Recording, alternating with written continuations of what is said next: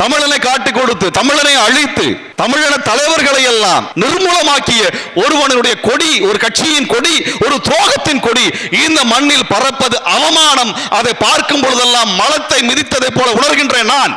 இந்து இளைஞர்களே ஒன்று திரளுங்கள், மறந்து விடாதீர்கள், இந்து இளைஞர்களே ஒன்று திரளுங்கள் என்று சொல்லி சாவர்கர் 10 லட்சம் பேரை ஒன்று திரட்டி நேதாஜியின் படைக்கு எதிராக இந்த படையை திரட்டி போர் புரிந்த நேதாஜி படையை வீழ்த்தியவர் சாவர்கர் என்பதை மறந்து விடாதீர்கள்.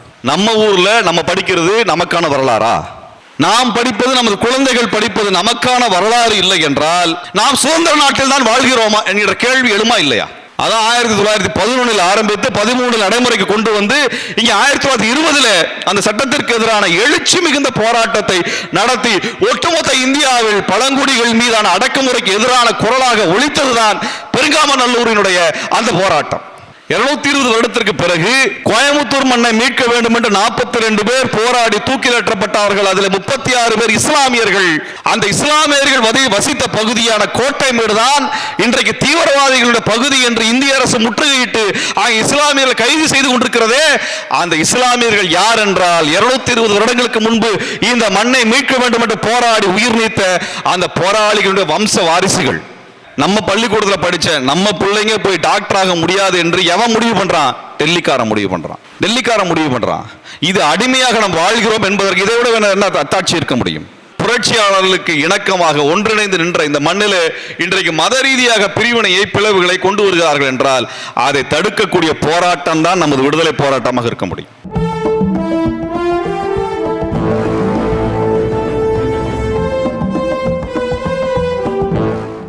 இந்த பெருங்காமநல்லூர் நிகழ்ச்சியை என் நண்பன் சொல்லி நான் கேள்விப்பட்டேன். மதுரை காமராஜர் பல்கலைக்கழகத்தில் படிக்கும் பொழுது அவர் திரைப்படம் எடுப்பதற்கான ஒரு இயக்குனராக முயற்சி செய்து கொண்டிருந்தார். அப்போ சொன்னார், இங்கே இந்த மாதிரி ஒரு பெரிய எழுச்சி போராட்டம் நடந்தது, அங்கே போராட்டம் நடத்தியவர்களை சுட்டு கொலை செய்தார்கள், அதை எனது தாத்தா நேரில் பார்த்தார், அந்த வரலாறை எப்படியாவது நான் வெளியில் கொண்டு வர வேண்டும் என்று அவன் சொன்னது தான் எனக்கு நான் முதலாக கேட்டறிந்த தகவல். அதற்கு பிறகு இதை வரலாறாக பல்வேறு கட்டுரைகளில் தெரிந்து கொண்டது. அது ஒரு நிகழ்ச்சியாக மட்டும் இல்லாமல் இதற்கு பின்னால் என்ன காரணம் இருக்கிறது, ஏன் ஒரு படுகொலை ஜாலியன்வாலாபாக்கிற்கு பிறகு நடக்கிறது என்பதையெல்லாம் தெரிந்து கொள்வதற்காக தேடிய பொழுது பல்வேறு போராட்ட நிகழ்வுகளுடைய தொகுப்பாக, அதனுடைய விளைவாக பெருங்காமநல்லூர் நடந்திருக்கிறது.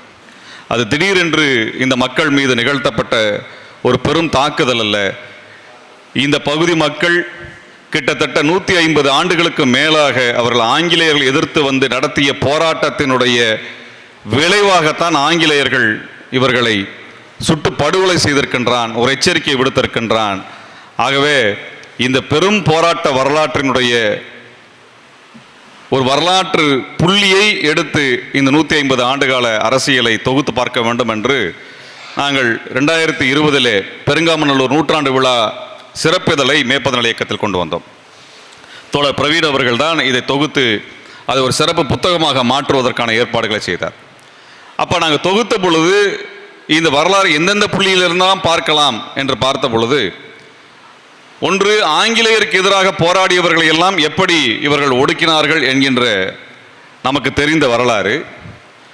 இன்னொரு புறத்தில் பழங்குடிகள் ஏன் படுகொலையாக்குகிறார்கள், படுகொலை செய்யப்படுகிறார்கள், பழங்குடிகள் ஏன் ஒரு குற்றப்பரம்பனராக சித்தரிக்கப்படுகிறார்கள் என்பதற்கான ஆய்வுகளை தேடிய பொழுது உலகெங்கிலும் இது போன்ற ஒரு வேலை திட்டத்தை பிரிட்டிஷ் ஏகாதிபத்தியம் செய்து வந்திருக்கிறது. அதை பற்றியான ஆய்வுகளை துவக்க ஆரம்பித்தோம். மறுபுறத்தில் 1920 என்பது பிரிட்டிஷ் அரசு இங்கே நாங்கள் ஜனநாயக ஆட்சியை கொண்டு வருகிறோம், சட்டத்தின் ஆட்சியை கொண்டு வருகிறோம் என்று வாக்குறுதி கொடுத்த காலகட்டம். அது இரட்டை ஆட்சி முறை வந்தது. மாண்டேகு சிம்ஸ் போர்டு என்று சொல்லப்படுகின்ற இரட்டை ஆட்சி முறை வந்தது.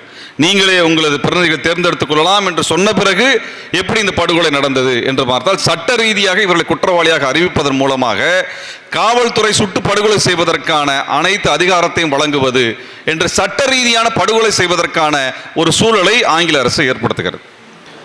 அடுத்ததாக இந்த மக்கள் மீது சுமத்தப்பட்ட இந்த கொடுமையை எதிர்த்து ஏன் இந்திய அளவிலே எழுச்சி பெறவில்லை என்று பார்த்த பொழுது இந்திய அளவிலான விடுதலை போராட்டம் என்பது முழுக்க முழுக்க பார்ப்பனர்களால் ஆக்கிரமிக்கப்பட்ட போராட்டமாக இருந்தது.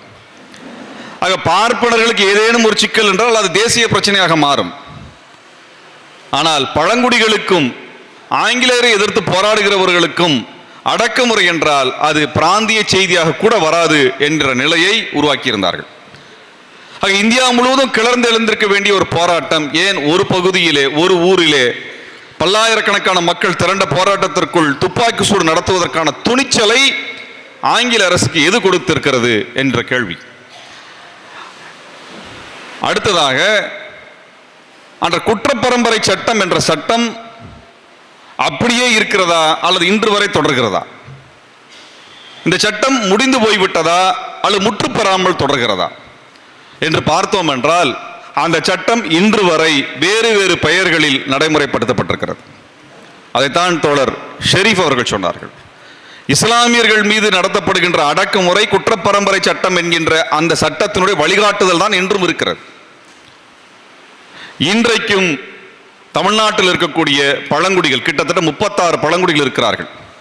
இந்த 36 பழங்குடிகள் அவர்கள் வசிக்கக்கூடிய பகுதிகளில் ஏதேனும் ஒரு குற்றம் நடந்துவிட்டால் இந்த பழங்குடிகளை கைது செய்வதும் சிறையில் அடைப்பதும் சித்திரவதை செய்வதும் படுகொலை செய்வதும் இன்று வரை நடந்து கொண்டிருக்கிறது. குறவர் சமூகமாக எடுத்துக்கொண்டாலும் சரி, அலைக்குடி சமூகமாக எடுத்துக்கொண்டாலும் சரி, அத்தனை சமூகத்திலும் இது போன்ற நிலை இன்றைக்கு வரைக்கும் இருக்கிறது. அதைத்தான் நம் ஜெய்பீம் என்கின்ற திரைப்படத்திலே ஒரே ஒரு சம்பவத்தை திரைப்படமாக மாற்றி காண்பித்திருக்கார்கள். அது என்றோ நடந்ததல்ல, இன்று வரை நடந்து கொண்டிருக்கக்கூடிய அவலம் அது. நான் இந்த நிகழ்ச்சி குறித்தான அழைப்புதலை அனைவருக்கும் அனுப்பிய பொழுது முன்னாள் நீதியரசர் ஹரிபரந்தாமன் அவர்கள் ஒரு செய்தி அனுப்பினார். விடுதலை அடைந்த இத்தனை ஆண்டுகள் ஆன பின்பும் கூட சென்னை உயர் நீதிமன்றத்தில் பிரமலை கல்லறை சார்ந்த ஒருவர் கூட நீதிபதியாக மாறவில்லை என்று சொன்னார். இது ஒரு துறை சார்ந்து கிடைத்த தகவல். அப்ப 75 ஆண்டுகளில் என்ன நடந்திருக்கிறது? 75 ஆண்டுகளில் எல்லா நிலையும் மாறிவிட்டதா என்று பார்த்தோம் என்றால் இந்த குற்றப்பரம்பரை சட்டத்தின் மூலமாக எந்த உரிமைகள் எல்லாம் மறுக்கப்பட்டதோ, எதெல்லாம் தடுக்கப்பட்டதோ அதை வேறு வேறு பெயர்களில் இன்று வரை நடைமுறைப்படுத்திக் கொண்டிருக்கிறார்கள் என்பதைத்தான் நாம் மறந்துவிடக்கூடாது. இன்று வரை அது நடைமுறையில் தான் இருக்கிறது. சின்ன சின்ன ஒன்றும் இல்லை, டிஎன்டி என்கின்ற அடிப்படையில் எங்களுக்கு உரிமை வேண்டும் என்கின்ற முழக்கத்திற்காக எத்தனை ஆண்டு காலம் போராடி கொண்டிருக்கிறார், எத்தனை ஆண்டு கால போராட்டம் நடந்து கொண்டிருக்கிறது. ஆனால் கோரிக்கையே வைக்காமல் உயர் ஜாதிக்காரனுக்கு 10% இடஒதுக்கீடு என்பது பாராளுமன்றத்தில் நிறைவேறி, மேலவையில் நிறைவேறி, துணை ஜனாதிபதி ஒப்புதலை பெற்று ஜனாதிபதியின் ஒப்புதலை பெறுவதற்கு 3 நாட்களுக்குள் முடித்து விட்டார்கள். அப்ப இந்த நாட்டில் எது சாத்தியம், எது நிரந்தரமாகவே சாத்தியமில்லை என்பதை நாம் புரிந்து கொள்ள வேண்டியிருக்கிறது. அப்ப இந்த அடிப்படையில் தான் இங்கே இருக்கக்கூடிய அரசியலை புரிந்து கொள்ள வேண்டிய தேவை நமக்கு இருக்குது அப்படின்னு நினைச்சோம். அதாவது மே 17 இயக்கம் பல்வேறு நிகழ்ச்சிகள் எடுத்திருக்கின்றோம். இஸ்லாமிய அமைப்புகளோடு சேர்ந்து இஸ்லாமியர்களுக்கான சிக்கல் குறித்து கூட்டம் நடத்தினால் நம்ம காவல்துறை என்ன கேட்கும் என்றால், நீங்கள் தமிழ் தேசிய அமைப்பு ஈழத்தை பற்றி தானே பேசுறீங்க, உங்களுக்கு எதுக்கு இஸ்லாமியர் பிரச்சனைன்னு கேட்பாங்க. அடுத்து பட்டியல் சமூக பிரச்சனை, ஜாதி பிரச்சனை எடுத்தோம் என்றால் இதே பதில் தான் வரும். நீங்கள் எதற்கு அம்பேத்கர் அமைப்புகளோடு சேர்ந்து வேலை செய்கிறீர்கள்? மீனவர்களுக்கான பிரச்சனைகளுக்காக போராட சென்றோம் என்றால் உங்களுக்கும் மீனவர்களுக்கும் என்ன சம்பந்தம்? கடந்த ஆண்டு, அதற்கு முந்தைய ஆண்டு, 2 ஆண்டுகளில் மருதுபாண்டியர்களுக்கு நாங்கள் வீர வணக்க கூட்டம் நடத்துவோம் என்றால் உங்களுக்கும் மருதுபாண்டியருக்கும் என்ன தொடர்பு? நீங்க அவங்க ஆளா? ஆனால் இவை அனைத்தையும் செய்வதற்கு பிஜேபி காரனுக்கு, வடநாட்டிலிருந்து வந்தவனுக்கு அனுமதி இருக்கிறது. ஆனால் தமிழ்நாட்டை சேர்ந்தவனுக்கு அனுமதி இல்லை, நமக்கு அனுமதி கிடையாது. ஏனென்றால் தமிழர்களுக்குள் ஒற்றுமை வந்துவிடக் கூடாது என்பதில் வெள்ளையர் காவல்துறை எவ்வளவு கவனமாக இருந்ததோ அதுபோல இந்திய காவல்துறை கவனமாக இருக்கிறது. நான் தமிழ்நாட்டு காவல்துறை என்று சொல்ல மாட்டேன். இந்த காவல்துறை இந்திய அரசினுடைய கொள்கை திட்டத்திற்கு ஏற்ப தமிழ்நாட்டை கட்டுப்படுத்தி கொண்டிருக்கிறார்கள், பிரித்து வைத்திருக்கிறார்கள். ஒருவர் இன்னொருவரோடு சேர்ந்து விடக்கூடாது என்பதில் மிக கவனமாக இருக்கிறார்கள். சேர்ந்து விட்டோம் என்றால் நமது அதிகாரத்தை வென்றுவிட முடியும், நமது உரிமையை பெற்றுவிட முடியும். நாம் ஒன்று சேர்ந்து விடக்கூடாது என்று மிக மிக கவனமாக இருக்கிறார்கள். அப்ப இப்படியான ஒரு சிக்கல் ஏன் வருகிறது? நமக்கு விடுதலை அடைஞ்சதுக்கு பின்னாடியும் இன்றைக்கும் அகில இந்திய ஃபார்வர்ட் பிளாக் கட்சி தோழர்கள் பேசி முடிக்கும் பொழுது ஜெய்ஹிந்த் என்று சொல்லுகிறார்கள். நாங்கள் ஜெய்ஹிந்த் சொல்லுவதில்லை, தமிழ்நாடு தமிழருக்கு என்று தான் சொல்லுகின்றோம். ஜெய்ஹிந்த் என்று சொன்ன வடநாட்டு அதிகாரிகள், வடநாட்டு அரசியல் தலைவர்கள் இந்த ஜெய்ஹிந்துக்காக போராடி உயிர் நீத்த தமிழ் சமூகத்திற்கு என்ன செய்திருக்கிறார்கள்? என்ன செய்கிறார்கள்? என்ன செய்கிறார்கள்? சாதாரண உரிமைகள் கூட நமக்கு தொடர்ச்சியாக மறுக்கப்பட்டு கொண்டிருக்கிறது. எப்பொழுது நாம் ஒன்றாய் சேருவோம்? எங்களுக்கு ஒரு பெரும் கனவு அதுதான். நாங்கள் தேர்தலில் நிற்கக்கூடிய அமைப்பு இல்லை. தேர்தலிலே போட்டியிடக்கூடிய பல அமைப்புகள் இருக்கிறார்கள், பல தலைவர்கள் இருக்கிறார்கள். அவர்களோடு நாங்கள் துணையாக நிற்கின்றோம். அவர்களை எங்களது பிரதிநிதிகளாக நாங்கள் பார்க்கின்றோம். ஐயா கதிரவன் அவர்கள் எங்களது பிரதிநிதியாகத்தான், எம்எல்ஏவாகத்தான் சட்டசபைக்கு செல்வார். அவர் எந்த கட்சியில் இருந்தாலும், எந்த கட்சியை சார்ந்தவர்களாக இருந்தாலும் அவர்கள் சட்டசபைக்குள் அவர் தமிழகத்தின் பிரதிநிதியாக இருக்க வேண்டும் என்று நாங்கள் விரும்புகிறோம். அப்படிப்பட்டவர்களோடு தான் நாங்கள் இயங்கிக் கொண்டிருக்கின்றோம். அவங்க இந்த நிகழ்ச்சியை பற்றி 2 ஆண்டுகளுக்கு முன்பு நாங்கள் தொடர்பு கொண்ட பொழுது நேரடியாக தொடர்பு எங்களுக்கு இல்லை. ஆனால் தொடர்புகளை தோழர் பிரபு ஏற்படுத்தி கொடுத்த பொழுது மிக மகிழ்ச்சியுடன் இந்த நிகழ்வை ஏற்படுத்துவதற்கான, நடத்துவதற்கான உற்சாகத்தை எங்களுக்கு கொடுத்தார்கள். தோழர் பசும்பொன் பாண்டியன் அவர்கள் எங்களுக்கு வழிகாட்டுதல் செய்தார்கள். இந்த நிகழ்ச்சியை எடுத்து செய்வதற்கு வழிகாட்டுதலை செய்தார்கள். இப்படி ஒவ்வொருவராக இந்த நிகழ்ச்சி சிறப்பு, இப்பொழுது இந்த நிகழ்ச்சி நடப்பதற்கு அன்றைக்கும் சரி இன்றைக்கும் சரி தோழர் காசிநாதன் அவர்கள் இப்படி ஒவ்வொருவராக சொல்ல முடியும். அப்ப என்ன சிக்கல் இருக்கிறது? என்ன பிரச்சனை இருக்கிறது? நாம் ஏன் ஒன்றாக நிற்கக்கூடாது? நாம் ஏன் ஒன்றாக வெல்லக்கூடாது? நமது உரிமைகளை வென்றெடுப்பதற்கு நமக்கு என்ன குறைவாக இருக்கிறது? இந்த இணக்க அரசியல், புரிதல் அரசியல் தேர்தலுக்கு அப்பாற்பட்டு ஏன் இந்த மண்ணில் உருவாகிவிடக் கூடாது? இங்கே மீனவர் பிரச்சனையை மீனவர்கள் மட்டும்தான் பேச வேண்டும், தலித்துகள் பிரச்சனையை தலித்துகள் மட்டும்தான் போராட வேண்டும், பழங்குடிகள் பிரச்சனைக்கு அவர்கள் தான் வர வேண்டும், இஸ்லாமியர் பிரச்சனைக்கு இஸ்லாமியரை தவிர வேறு யாரும் வரக்கூடாது. இப்படி ஒவ்வொருவராக பிரித்து வைத்திருக்கக்கூடிய அரசியல் இந்த மண்ணில் நடந்து கொண்டிருக்கும் வரை நமது உரிமையை நம்மால் வென்றெடுக்க முடியுமா என்கின்ற கேள்வி எங்களுக்கு இருக்கிறது. நாங்கள் மீனவர் பிரச்சனைக்கு போராடி இருக்கின்றோம், விவசாயிகள் பிரச்சனைக்கும் போராடி இருக்கின்றோம், இஸ்லாமியர் பிரச்சனைக்கும் போராடி இருக்கின்றோம், தலித்துகள் பிரச்சனைக்கும் போராடி இருக்கின்றோம், பிற்படுத்தப்பட்ட சமூகத்தினுடைய உரிமைகளுக்கும் போராடி கொண்டிருக்கிறோம். இவர்கள் அனைவரையும் நாங்கள் தமிழர்களாக மட்டும்தான் பார்க்கிறோம்.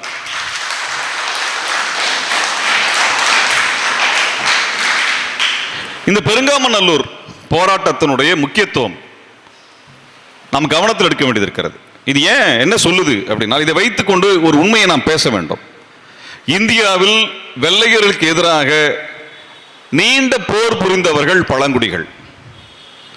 இதே பிரமலை கல்லறை சார்ந்தவர்கள் நத்தம் காடுகளில் 1750களில் வெள்ளையர்கள் முதலாக இந்த மண்ணிற்குள் படையெடுத்து வந்த பொழுது மறித்து நின்று திருப்பி அடித்தார்கள். ஒரு பெரும் வரலாறு இருக்கிறது. நத்தம் காடுகளில் நடந்த அந்த எதிர்ப்பு கிளர்ச்சி என்பது மிக பெரும் கிளர்ச்சி. வெள்ளையர்களால் மதுரையை தொட முடியவில்லை, மதுரைக்கு தெற்கே செல்ல முடியவில்லை. பிரமலை கல்லர்களினுடைய அந்த எழுச்சியான போராட்டம் என்பது ஒரு நீண்ட போராட்டமாக நடந்தது. அந்த மண் பழனி பகுதியில் இருந்த பாளையங்களையும், சிவகங்கை பகுதி பாளையங்களையும், சேதுச்சீமை பாளையங்களையும் இணைத்த ஒரு பெரும் புரட்சிகர மண்ணாக இருந்தது. அதன் காரணமாகவே அங்கே படுகொலைகள் நடந்தன.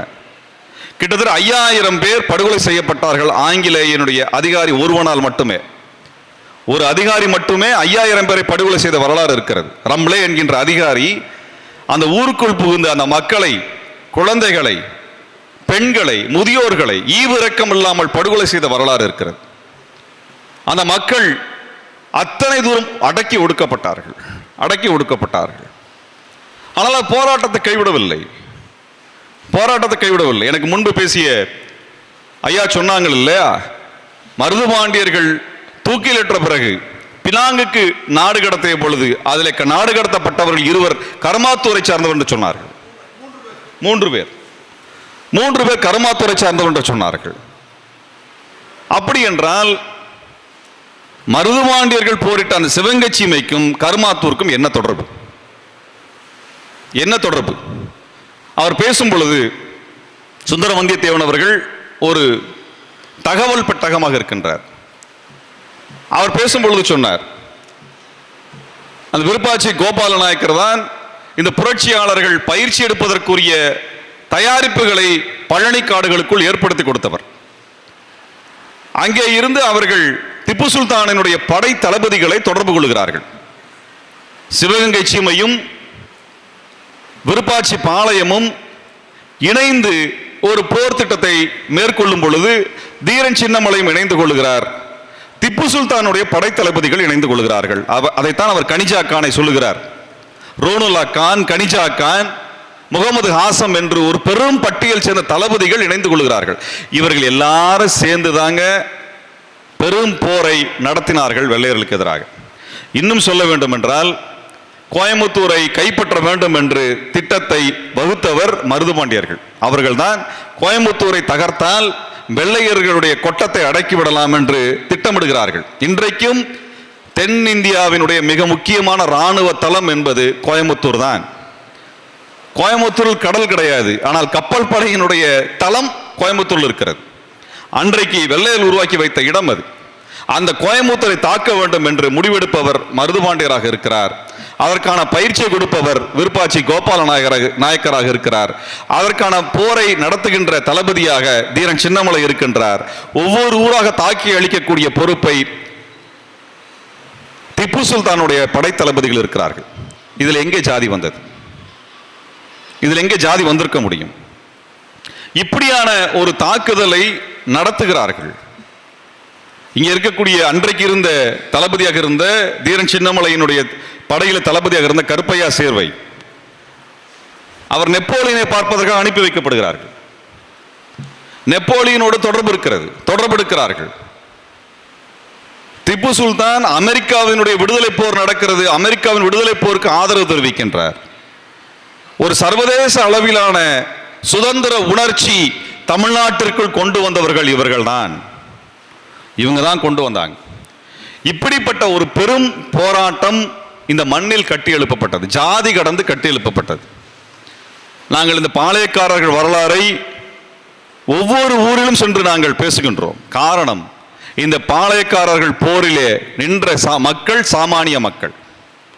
இதில் கோயம்புத்தூரில் நடந்த அந்த போராக இருந்தாலும் சரி, ஆங்கிலேயருக்கு எதிரான அனைத்து போர்களிலும் ஆயுதங்களை எப்படி ஆங்கிலேயருக்கு தெரியாமல் கொண்டு செல்வது என்ற கேள்வி எழுந்த பொழுது அந்த ஆயுதங்களை புரட்சியாளர்களுக்கு கொண்டு சேர்த்தவர்கள் இஸ்லாமியர்களினுடைய மசூதிகள்.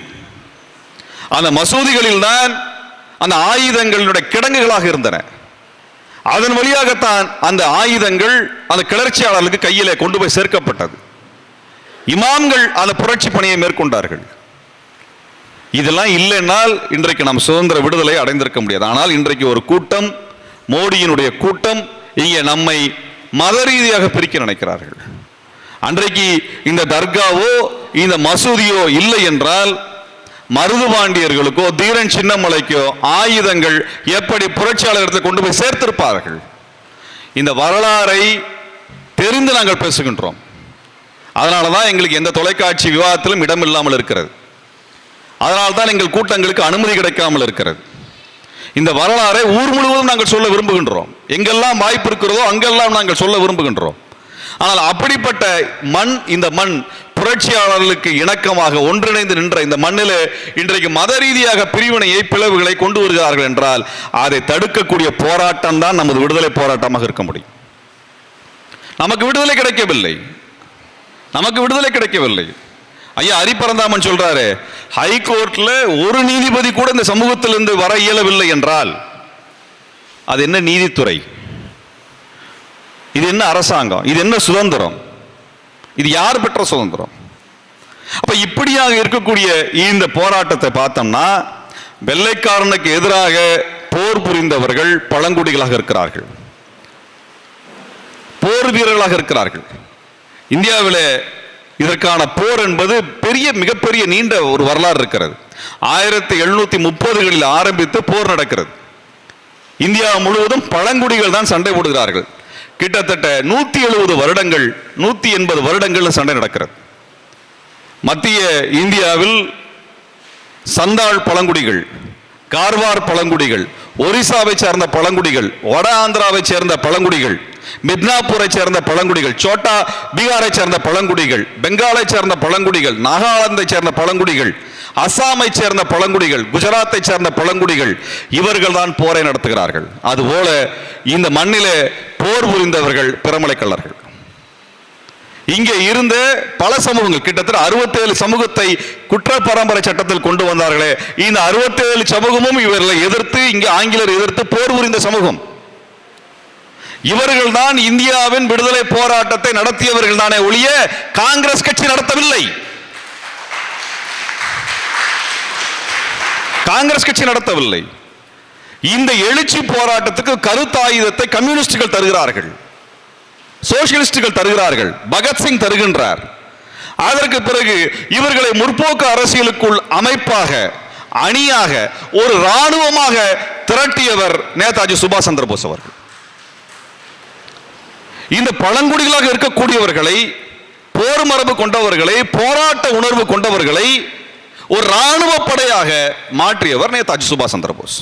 அதற்கென்று ஒரு கான்ஸ்டிடியூஷனை உருவாக்குவது, அதற்கென்று ஆயுத தளவாடங்களை கொண்டு வருவது, அவர்களுக்கென்று பயிற்சி அளிப்பதற்கான திட்டங்கள், அதற்கு பின்னணியில் இயங்கக்கூடிய அரசுகள் என்று ஒரு பெரும் கட்டமைப்பை உருவாக்குகிறார்கள். இந்தியா முழுவதும் இதற்கான கட்டமைப்புகள் உருவாகின்றன.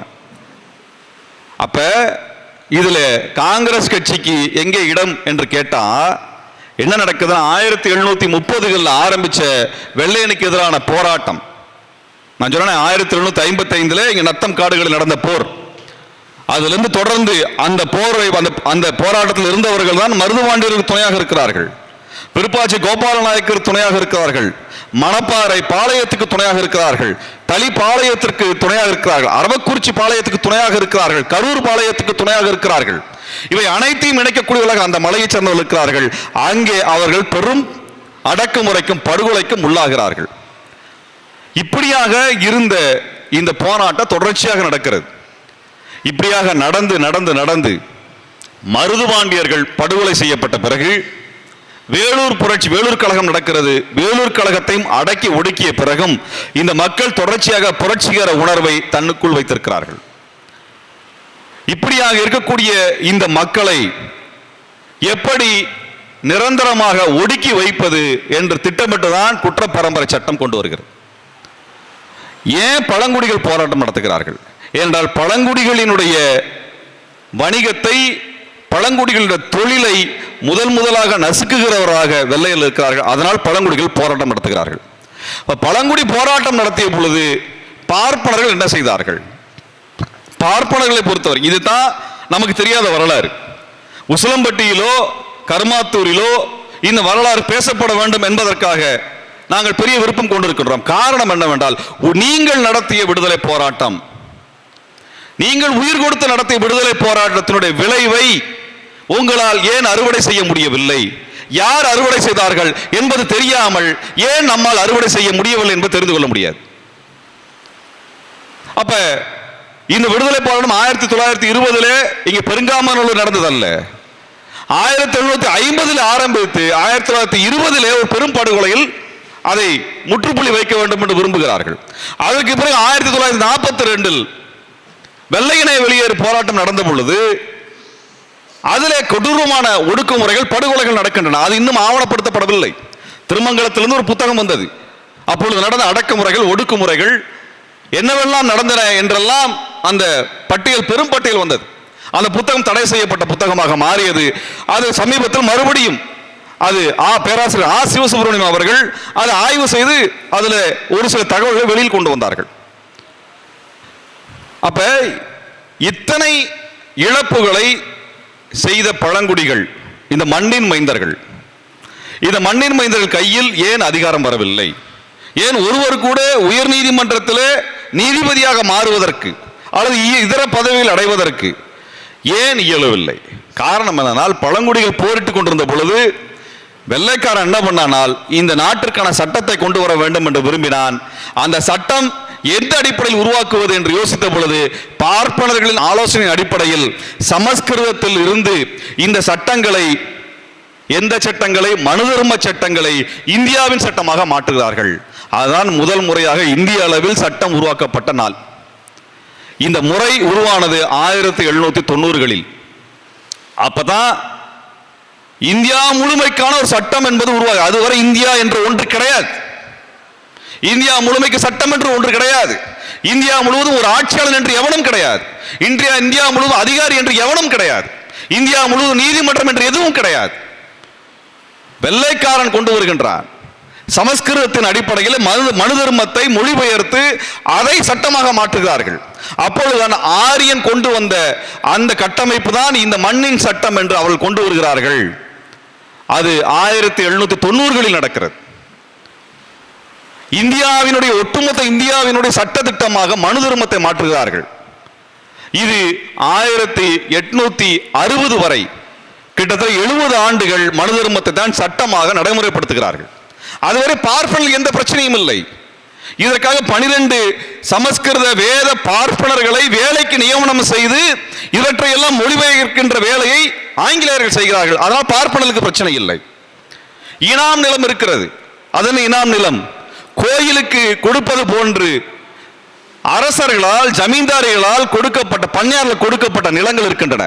கிட்டத்தட்ட 6,20,000 பட்டயங்கள் இருக்கின்றன. அதில் பார்ப்பனர்களுக்கென்று பயன்படுத்துவதற்காக கொடுக்கப்பட்ட நிலத்தினுடைய மதிப்பு 24 லட்சம் ஏக்கர். இன்றைக்கு அல்ல, 180 வருடங்களுக்கு முன்பு 24 லட்சம் ஏக்கர் என்றால் அன்றைக்கு தமிழ்நாட்டில் எத்தனை பாசன பரப்பு என்று யோசித்து பார்க்க வேண்டும். அன்றைக்கு பவானி சாகர் அணை கிடையாது, மேட்டூர் அணை கிடையாது, வைகை அணை கிடையாது, முல்லை பெரியாறு அணை கிடையாது, எந்த அணையும் கிடையாது என்றால் பாசன பரப்பு எவ்வளவு குறுகியதாக இருந்திருக்க முடியும். அத்தனை பாசன பரப்பில் பெரும்பான்மை நிலம் பார்ப்பனர் கையில் கொடுக்கப்பட்டது. அதுதான் இனாம் நிலம். அதில் தொந்தரவு செய்யக்கூடாது, அதில் வரி வசூல் செய்யக்கூடாது என்று ஆங்கில உத்தரவு போட்ட காரணத்தால் பாப்பானுக்கு எந்த பிரச்சனையும் இல்லை. பார்ப்பானை பொறுத்த வரைக்கும் அவனுடைய சட்டத்தை இந்திய சட்டமாக மாற்றிவிட்டார். அவன் மதத்தை இந்து மதம் என்று சொல்லிவிட்டார்கள். இந்து மதத்திற்கும் தமிழனுக்கும் சம்பந்தம் இல்லை, தொடர்பு இல்லை. நமது கடவுளுக்கும் அவன் கடவுளுக்கும் தொடர்பு இல்லை, நமக்கும் வேதத்துக்கும் தொடர்பு இல்லை. முதன்முறையாக வெள்ளைக்காரன் தான் இங்க இருக்கக்கூடிய எல்லாருடைய வழிபாட்டு முறையும் இந்து மதம் என்று முத்திரை குத்துகிறான். பார்ப்பனருடைய சட்டங்களை, பார்ப்பனருடைய வேத முறைகளை அனைவருக்குமான சட்டமாக மாற்றுகிறான். பார்ப்பனருடைய சமஸ்கிருதத்தை அனைவருக்குமான மொழியாக சொல்லுகின்றான். இது 1860 வரைக்கும் எந்த பிரச்சனையும் இல்லை. அதற்கு பிறகு ஆங்கிலேய ராணி நேரடியாக இங்கிலாந்து அரசின் கீழ் ஆட்சி வருகிறது. இங்கிலாந்து அரசின் கீழ் ஆட்சி வந்ததற்கு பின்னாடி இதுக்கு எதுக்கு இவனுக்கு மட்டும் நம்மள நிலத்துல வரி வசூல் செய்யாமல் இவனுக்கு நாம் விலக்கு தர வேண்டும் என்று ஆரம்பித்து பல்வேறு திருத்தங்களை கொண்டு வருகிறார்கள். அனைவருக்குமான கல்வியை கொண்டு வர வேண்டும் என்று விரும்புகிறார்கள். ஏனென்றால் அப்பொழுதுதான் ஆங்கில பேரரசு விரிவாக்கம் செய்ய முடியும். அனைத்து சாதிகளும் அதிகாரத்திற்குள் வந்தால்தான் இந்த நிலத்தை ஆட்சி செய்ய முடியும் என்று அனைத்து ஜாதிக்கும் இடத்தை கொடுக்க வேண்டும் என்ற முடிவுக்கு வந்தவுடன் வெள்ளைக்காரனை எதிர்க்க வேண்டும் என்று பார்ப்பனர்கள் முடிவு செய்கிறார்கள். அப்பொழுதுதான் காங்கிரஸ் கட்சி உருவாகிறது. இந்த காங்கிரஸ் கட்சி 1930 வரைக்கும் தனி சுதந்திர இந்தியா வேண்டும் என்ற கோரிக்கை வைக்கவில்லை. அவன் சுதந்திர இந்தியாலாம் கேட்கல. இந்தியாவுடைய விடுதலைக்காக காங்கிரஸ் கட்சிக்காரன் போராடினான் நம்பினால் அது நமக்கு வரலாறு தெரியாத காரணத்தினால் நம் மீது திணிக்கப்பட்ட ஒரு பொய். அவர்கள் டொமினிக்கன் அந்தஸ்து என்று கேட்கிறார். அதனால டொமினிக்கன் அந்தஸ்து இப்படி இந்தியாவுக்குள்ள நம்ம எப்படி தமிழ்நாடு இருக்கிறதோ அதுபோல இங்கிலாந்து பேரரசுக்குள் இந்தியா இருக்க வேண்டும் என்று கேட்டதுதான் காங்கிரஸ் கட்சியினுடைய உச்சபட்ச கோரிக்கை. ஆனால் அந்த சமயத்தில் பழங்குடிகள் விடுதலைக்காக, சுதந்திரத்துக்காக போராடி கொண்டிருந்தார்கள். பிர்சா முண்டாவினுடைய போராட்டம் உங்களுக்கு தெரியும். அது 1901 அவர் படுகொலை செய்யப்படுகிறார். பழங்குடியினுடைய தலைவர் முண்டா பழங்குடிகள் என்று சொல்கிறார்கள். முண்டா பழங்குடி என்று திராவிட பழங்குடிகள். இவர்கள் ஒடுக்க வேண்டும் என்ற நெருக்கடி இருக்குது. ஒருபுறம் காங்கிரஸ் கட்சியோடு பேரம் பேசி முடித்துக் கொள்கிறார்கள். ஆனால் பழங்குடிகளை அடக்க முடியவில்லை. அப்பொழுதுதான் பழங்குடியில் அடக்க வேண்டும் என்று இந்த குற்றப்பரம்பரை சட்டத்தை கொண்டு வருகிறார்கள். அதான் 1911 ஆரம்பித்து 13 நடைமுறைக்கு கொண்டு வந்து இங்க 1920 அந்த சட்டத்திற்கு எதிரான எழுச்சி மிகுந்த போராட்டத்தை நடத்தி ஒட்டுமொத்த இந்தியாவில் பழங்குடிகள் மீதான அடக்குமுறைக்கு எதிரான குரலாக ஒலித்ததுதான் பெருங்காமநல்லூரினுடைய அந்த போராட்டம். அது இந்த பகுதியின் போராட்டம் அல்ல, ஒட்டுமொத்த இந்தியாவிற்கும் விடுதலை காட்பதற்கான வெளிச்சம் பாய்ச்சிய போராட்டமாகத்தான் பெருங்காமநல்லூர் போராட்டம் இருந்தது. அப்ப கூட காங்கிரஸ்காரன் எடுத்து போராட்டம் நடத்தலையே, ஏன்? நம்ம கேட்க வேண்டிய கேள்வி அதான். ஜாலியன் வாலாபாக் பிரச்சனையை இந்தியா முழுவதும் கொண்டு வரான். இன்றைக்கு வரைக்கும் சென்ட்ரல் டயரை பற்றி திரைப்படம் இருக்கிறது, ஜாலியன் வாலாபாக் படுகொலை பற்றி திரைப்படம் இருக்கிறது, ஜாலியன் வாலாபாக்கை பற்றி நமது பாட புத்தகத்தில் வரலாறு இருக்கிறது. அவர்கள் ஈகியர்கள், தியாகிகள், நாம் மறுக்கவில்லை. பெருங்காமநல்லூர் ஈகியரை நாம் எந்த கணக்கில் சேர்ப்பது? எனக்கு முன்பு பேசிய போது சொன்னார்களே, இங்கே துப்பாக்கி சூட்டில் பழியவும் என்று தெரிந்துதான் இங்கே துணிந்து நின்றார்கள், எதிர்த்து நின்றார்கள், போரிட்டார்கள். அப்ப நம்ம ஊர்ல நம்ம படிக்கிறது நமக்கான வரலாறா? நாம் படிப்பது, நமது குழந்தைகள் படிப்பது நமக்கான வரலாறு இல்லை என்றால் நாம் சுதந்திர நாட்டில் தான் வாழ்கிறோமா என்கிற கேள்வி எழுமா இல்லையா? எனக்கு என்னுடைய கல்லூரி நண்பன் அவனது தாத்தா பார்த்த அந்த சிறுவயது சம்பவத்தின் மூலமாகத்தான் எனக்கு பெருங்காமநல்லூர் தெரிகிறதே ஒழிய, அது வரைக்கும் நான் என்ன பண்ணியிருக்கிறேன், நான் MCA படிச்சுட்டு இருக்கிறேன். அது வரைக்கும் தமிழ்நாட்டினுடைய வரலாறை பற்றி, இந்தியாவினுடைய வரலாறு, ஐரோப்பிய வரலாறு, ஆப்பிரிக்க வரலாறு எல்லாத்தையும் கொடுத்திருக்கிறான். ஆனால் பெருங்காமநல்லூர் வரலாறை கொடுக்கவில்லை. பெருங்காமநல்லூர் வரலாறு கொடுக்கல. அப்ப இந்த வரலாறை ஊர் முழுக்க சொல்லணும். நான் இப்பொழுது சொன்னேன் அல்லவா, கோயம்புத்தூரில் மிகப்பெரிய புரட்சி நடத்த வேண்டும் என்று மருதுபாண்டியர் திட்டமிட்டார்கள் என்று சொன்னேன் அல்லவா. இந்த வரலாறு, புதைந்து போயிருந்த இந்த வரலாறை 4 வருடங்களுக்கு முன்பாக எடுத்து அதற்காக மிக பெரும் எழுச்சி மாநாட்டை நடத்தி இப்படியான வரலாறு கோயம்புத்தூருக்கு இருக்கிறது என்று மே 17 இயக்கம் தான் முதலாக அதை ஒரு நிகழ்ச்சியாக நடத்தியது. எத்தனை வருடத்திற்கு பிறகு? 220 வருஷத்துக்கு அப்புறம். 220 வருஷத்துக்கு அப்புறமாக 220 வருடத்திற்கு பிறகு கோயம்புத்தூர் மண்ணை மீட்க வேண்டும் என்று 42 பேர் போராடி தூக்கிலேற்றப்பட்டார்கள். அதில் 36 பேர் இஸ்லாமியர்கள். அந்த இஸ்லாமியர்கள் வசித்த பகுதியான கோட்டைமேடு தான் இன்றைக்கு தீவிரவாதிகளுடைய பகுதி என்று இந்திய அரசு முற்றுகையிட்டு இஸ்லாமியர்கள் கைது செய்து கொண்டிருக்கிறதே. அந்த இஸ்லாமியர்கள் யார் என்றால் 220 வருடங்களுக்கு முன்பு இந்த மண்ணை மீட்க வேண்டும் என்று போராடி உயிர் நீத்த அந்த போராளிகளுடைய வம்ச வாரிசுகள். அப்ப இந்த மண்ணுக்காக போராடியவன் எல்லாம் தீவிரவாதிகள், பயங்கரவாதிகள் என்றால் நமது வரலாறை எப்படி கொண்டு செல்வது? இதுதான் எங்கள் முன்னால் இருக்கக்கூடிய கேள்வி. இதற்காக தான் நாங்கள் கோயம்புத்தூர் வரலாறு மீட்பு மாநாடு நடத்தினோம், அவிநாசியில் கூட்டத்தை நடத்தினோம், ஈரோட்டில் நடத்தினோம், வேலூரில் நடத்தினோம், திருப்பத்தூரில் நடத்தினோம், திருமங்கலத்தில் நடத்தினோம், இன்றைக்கு கருமாத்தூர் நடத்தி கொண்டிருக்கின்றோம். இது தொடர்ச்சியாக நடக்கும். தடைகள் வந்தாலும் உடைத்து நடக்கும். எங்களை எந்த அரசும் தடுத்து விட முடியாது, எந்த காவல்துறையும் எங்களுக்கு விலங்கு போட்டு விட முடியாது. அன்பான தோழர்களே, இந்த பெருங்காமநல்லூர் போராட்டத்திற்கு பின்னால் இருக்கக்கூடிய அரசியல் பெரும் அரசியல். ஆக இந்த பழங்குடிகளினுடைய போராட்டத்தை எல்லாம் முன்னுக்கு வைத்து பேரம் பேசி பார்ப்பனர்கள் அதிகாரத்தை கைப்பற்றிக் கொண்டார்கள். அவர்கள் சட்டத்தை ஏற்றினார்கள்.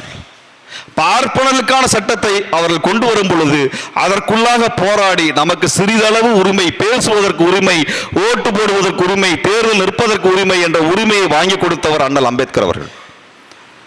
அதனாலதான் நம்ம சொல்றோம், கொஞ்சம் போல உரிமையாக நம்மளுக்கு இன்னைக்கு கிடைக்கிது, மூச்சு விடுறோம்னா அவர்தான்.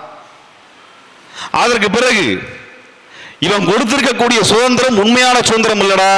டெல்லிக்காரன் எப்பொழுது வேண்டுமானாலும் தனது ஆதிக்கத்திற்காக உன்னை நசுக்குவான், எப்பொழுது வேண்டாம் உனது உரிமையை பறிப்பான். நீ வெள்ளைக்காரனிடம் இருந்து வடநாட்டாரிடம் அடிமைப்பட்டு விட்டாய். ஆகவே இந்த சுதந்திர நாள் என்பது மகிழ்ச்சியான நாள் அல்ல, இது ஒரு துக்க நாள் என்று கருப்பு சட்டையை போட்ட தந்தை பெரியார் அவர்கள் இன்னைக்கு உண்மையா இல்லையா? தமிழ்நாட்டில் நம்ம வரி பணத்தில் நம்ம கட்டின மெடிக்கல் காலேஜில் நம்ம வரி பணத்தில் கட்டின நம்ம பள்ளிக்கூடத்தில் படிச்ச நம்ம பிள்ளைங்க போய் டாக்டர் ஆக முடியாது என்று எவன் முடிவு பண்றான்? டெல்லிக்காரன் முடிவு பண்றான். டெல்லிக்காரன் முடிவு பண்றான். இது அடிமையாக நாம் வாழ்கிறோம் என்பதற்கு இதை விட என்ன அத்தாட்சி இருக்க முடியும்? எப்படி அத்தாட்சியாக இருக்க முடியும்? அப்ப இப்படியான போராட்டம் நடந்த பொழுது பார்ப்பனர்கள் காங்கிரஸ் கட்சியிலாக பேரம் பேசிய பொழுது ஆங்கிலேயருக்காக வேலை செய்த ஒரு கூட்டம் இருக்கிறது. ஆங்கிலேயருக்காக வேலை செய்து இந்த பழங்குடிகளை எல்லாம் ராணுவமாக ஒன்று திரட்டி இந்திய தேச ராணுவத்தை நேதாஜி சுபாஷ் சந்திர போஸ் அவர்கள் உருவாக்கிய பொழுது அதற்கென்று பெரும் தோழனாக தோளோடு தோள் என்று ஐயா முத்துராமலிங்க தேவர் அவர்கள் இங்கே இருக்கக்கூடிய மக்களை எல்லாம் ஒன்று திரட்டிய பொழுது குற்றப்பரம்பரை சட்டத்தை நீக்கினால் தான் இவர்களை ஒன்று திரட்ட முடியும், படையாக மாற்ற முடியும். குற்றப்பரம்பரை சட்டத்தை நீக்க மாட்டேன் என்று சொன்னது பார்ப்பன ராஜாஜி. காரணம் என்ன? வெள்ளைக்காரனுக்கு எதிராக படை திரட்டுவதற்கு இந்த சட்டத்தை நீக்கிவிட்டால் முத்துராமலிங்க தேவர்களை படையாக மாற்றிவிட முடியும் என்கிற காரணத்தினால் தானே சட்டத்தை நீக்கவில்லை. அவரை தூக்கி சிறையில் போட்டாங்க. இதையெல்லாம் மீறி படையாக திரண்டான் தமிழன் நேதாஜியோடு போர் புரிந்தான். அப்படி போர் புரிய போகும் பொழுது நேதாஜியினுடைய வீரமிக்க 150 ஆண்டு கால போராட்ட போர் மரபை கொண்டிருக்கக்கூடிய படைக்கு எதிராக ஆங்கிலேயரிடத்தில் படை கிடையாது. இதை சொன்னாதான் உங்களுக்கு புரியும். எனக்கு சில மணி நேரம் ஒரு சில மணித்துளிகள் வேண்டும் என்று கேட்கின்றேன். ஏனென்றால் இங்கிலாந்தை ஹிட்லர் முற்றுகையிட்டு விட்டான். இங்கிலாந்திற்குள் உணவு தட்டுப்பாடு வருகிறது. இங்கிலாந்தினுடைய படைகள் பிரான்சில் இருக்கின்றன. பிரான்சின் மீது ஹிட்லர் படையெடுத்து பிரான்சை வீழ்த்திய பொழுது பிரான்சினுடைய ஒரு கடற்கரை பகுதியில் 4.5 லட்சம் ஆங்கிலேய படைகள் சிக்குண்டு விட்டன. இது பற்றி ஒரு படம் வந்திருக்குது, டன்கர்க் என்று. ஒட்டுமொத்த படையும் அழித்து விட வேண்டும் என்று ஒட்டுமொத்த இங்கிலாந்தினுடைய படையும் அங்கே மாட்டி இருக்கிறது. எங்கே? பிரெஞ்சு தேசத்தினுடைய ஒரு கடற்கரை நகரத்தில் மாட்டி இருக்கிறது. அதை படுகொலை செய்து முடித்து விட வேண்டும் என்று ஹிட்லர் குண்டுமலை பொழிகின்றான். ஆக இங்கிலாந்தை பாதுகாப்பதற்கென்று இங்கிலாந்திடம் படை கிடையாது. அந்த சமயத்தில் தான் நேதாஜி அவர்கள் ஜப்பானின் உதவியோடு இந்தியாவை தாக்கினால் இந்தியாவை காப்பாற்றுவதற்கு அவனுக்கு படை இருக்காது. ஏனென்றால் இங்கிலாந்தையே அவனால் பாதுகாக்க முடியவில்லை, இந்தியாவை எப்படி பாதுகாக்க முடியும்? ஆகவே இந்தியாவை கைப்பற்றிவிட முடியும் என்றுதான் படை திரட்டுகிறார். உண்மையில் இந்தியாவில் இங்கிலாந்துக்கு படை கிடையாது. ஆங்கிலேய படையெல்லாம் ஆங்கிலேய படையில் இயங்கிய போரிட்ட இந்தியர்கள் எல்லாம் 2ஆம் உலக போருக்காக பல இடங்களுக்கு அனுப்பப்பட்டு விட்டார்கள். ஆக இந்தியாவை பாதுகாப்பதற்கு படை கிடையாது. ஆனால் ஜப்பான் படை ஏறி வருகின்ற சமயத்தில் நேதாஜி அவர்களுடைய படை முன்னணி படையாக உள்ளே நுழைகின்ற பொழுது அதை தடுத்து நிறுத்துவதற்கு ஆங்கிலேயரிடத்திலே படை கிடையாது. அந்த சமயத்தில் இந்த படையை தடுத்து நிறுத்துவதற்காக ஆங்கிலேயரோடு ஒப்பந்தம் போட்டு 10 லட்சம் இந்திய இளைஞர்களை, இந்து இளைஞர்களே ஒன்று திரளுங்கள், மறந்து விடாதீர்கள், இந்து இளைஞர்களே ஒன்று திரளுங்கள் என்று சொல்லி சாவர்கர் 10 லட்சம் பேரை ஒன்று திரட்டி நேதாஜியின் படைக்கு எதிராக இந்த படையை திரட்டி போர் புரிந்த நேதாஜி படையை வீழ்த்தியவர் சாவர்கர் என்பதை மறந்து விடாதீர்கள். அந்த சாவர்கர் தான் இந்து மகா சபையின் தலைவர், RSS தலைவர், இன்று பாரதிய ஜனதா கட்சியினுடைய மூலவர். அந்த இந்து மகா சபை என்ன செய்கிறது என்றால் இந்தியாவினுடைய வார் கவுன்சில் போர் நடத்துவதற்கான குழுவில் தங்களையும் உறுப்பினராக சேர்க்க வேண்டும் என்று சொல்லி வார் கவுன்சிலில் உறுப்பினராக மாறியவர்கள் இந்து மகா சபையினுடைய தலைவர்கள். ஆவணமாக இருக்கிறது, பிரிட்டிஷ் ஆவணமாக இருக்கிறது. இந்து மகா சபை அதில் உறுப்பினராக சேர்ந்து நேதாஜியின் படைக்கு எதிராக ராணுவ தளவாடங்களை எல்லாம் ஒன்று திரட்டி, ராணுவ படைகளை எல்லாம் ஒன்று திரட்டி நேதாஜியின் படை அழித்தார்கள். அதில் வீழ்ந்தவர்கள் பெரும்பாலானோர் தமிழர்கள். தமிழனுக்கு மிக பெரும் துரோகத்தை இழைத்தது சாவர்கர் என்கின்ற RSS என்கின்ற பாரதிய ஜனதா கட்சி கூட்டம். இது வரலாறு, இது வரலாறு. இதை மே 14 இயக்கம் அம்பலப்படுத்தியது முதலாக. கடந்த 8 வருடமாக நாங்கள் இதை சொல்லி வருகின்றோம். ஒவ்வொரு மேடையிலும் இதை சொல்லி வருகின்றோம். காரணம், இந்த உண்மை போய் சேர வேண்டும். ஆனால் இதுவரை பிஜேபியில் ஒருத்தன் கூட எங்களுக்கு பதில் சொல்லவில்லை, மறுப்பு சொல்லவில்லை. ஒருத்தன் கூட சொல்லல. ஒரு RSS காரர் மறுப்பு சொல்லவில்லை. இதனால் தான் நாங்கள் தடுக்கப்படுகின்றோம், நாங்கள் ஒடுக்கப்படுகின்றோம், எங்கள் மீது வழக்குகள் ஏவப்படுகின்றன. நாங்கள் பிரபாகரனின் வழியில் வந்தவர்கள், தந்தை பெரியாரின் வழியை ஏற்றவர்கள். எங்களை எவனும் தடுக்க முடியாது. இப்ப சொல்லுங்க, இப்படி முத்துராமலிங்க தேவர் அவர்கள் ஒன்று திரட்டி நேதாஜிக்கு படை திரட்டி கொடுத்து அதற்காக சிறைப்பட்டு சித்திரவதைப்பட்டு அந்த படையில் இருந்த தமிழன் எல்லாம் அங்கே வடகிழக்கு எல்லையிலே படுகொலை செய்யப்படுவதற்கு காரணமாக இருந்த சாவர்கருடைய கட்சியான பாரதிய ஜனதா கட்சியினுடைய கொடி இந்த மண்ணில் பறக்க வேண்டுமா? அந்த கொடி இந்த மண்ணில் பறக்க வேண்டுமா? தமிழனை காட்டி கொடுத்து தமிழனை அழித்து தமிழன தலைவர்களை எல்லாம் நிர்மூலமாக்கிய ஒருவனுடைய கொடி, ஒரு கட்சியின் கொடி, ஒரு துரோகத்தின் கொடி இந்த மண்ணில் பறப்பது அவமானம். அதை பார்க்கும் பொழுதெல்லாம் மலத்தை மிதித்ததை போல உணர்கின்றேன் நான். இதை சொல்லுவதற்கு தான் எங்களுக்கு மேடைகள் தேவை. எங்களுக்கு எம்எல்ஏ பதவியோ எம்பி பதவியோ தேவையில்லை. ஆனால் இந்த உண்மையை உறக்க உறக்க நாங்கள் சொல்லிக் கொண்டே இருப்போம். எங்கள் இறுதி மூச்சு வரை இந்த துரோகிகளை இந்த மண்ணிலிருந்து வேறறுத்து வெளியே வீசும் வரை நாங்கள் போராட்டம் தொடர்ந்து கொண்டிருக்கிறோம். நன்றி, வணக்கம்.